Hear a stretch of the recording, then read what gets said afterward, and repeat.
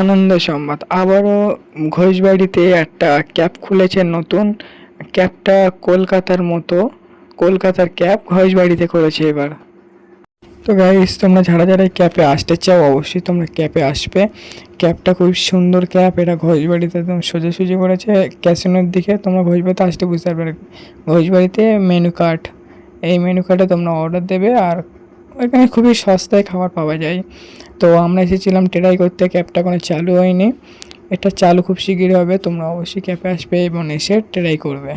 আমি next time এসে এর কিছু তোমাদের খাবার কিছু আমি দেখাবো নেক্সট টাইম।